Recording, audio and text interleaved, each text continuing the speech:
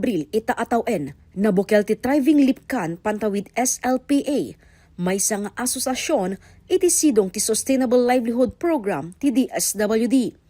Adaan 22 ang miyembro ti asosasyon ken agpapada da amin nga active for peace iti lipkan bangged. Babaen iti Sustainable Livelihood Program na pataod daytoy a negosyo iti asosasyon nga isoda mismo ang miyembro ti mangmanehar. Rice, Eggs and Feed Station tinapili da a negosyo a naglukaten idi kalman. Kasla isumot ti amumi nga mas mabili dito yan mita along the highway kami.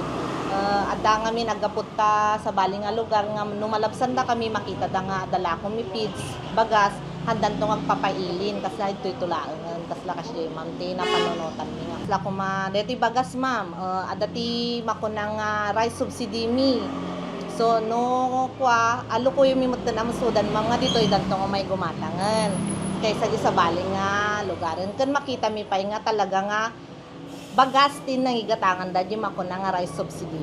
660,000 pesos ti pundo anaited iti asosasyon para iti napilida a negosyo.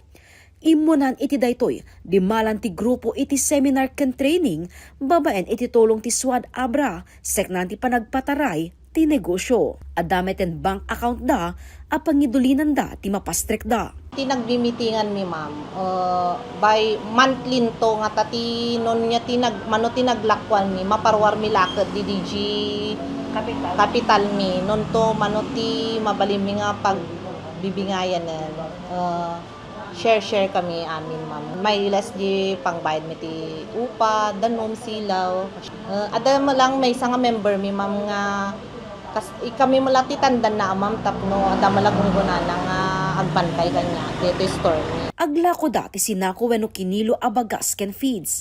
Mabalimmet a per tray wenno per piraso iti itlog ken panggep da pay iti agnayon ti lako da.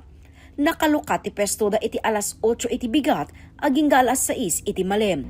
Ti Sustainable Livelihood Program ti DSWD ket gagem a matulungan dagiti marigrigat a pamilya a madaan ti pangbayagan a pagsapulan. Dito ma'am kasla tulong da kanyami nga 4-piece member tapno kasla ko makarugi kami meten ma'am ti kastoy business tapno hang kami lang umasasan ti programan to no in case nga hang kami to nga member yung ti 4-piece. Mga graduar. Wano kasla ko nag-graduar kami. Dakkel nga banag detoy para kanyami nga 4-piece member tapno handa mga ibaga nga tala agur-uray yan ti grants or agur-uray ti kwarta ti bubramin. Kasla mo lang pakita mi nga kaya mi negosyo, kaya mi trabaho. Ti panang suporta ti negosyo daket saan lang amang ted kadakwada ti pamastrekan, no diket manayunan ti kumpiyansada. Amin nga ditoy tagalipkan,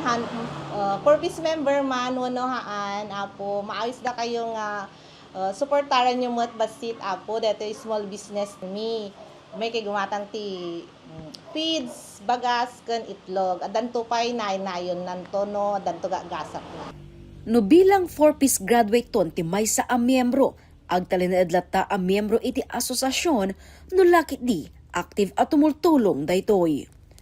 Jessica Boreta, Balitang Solid North.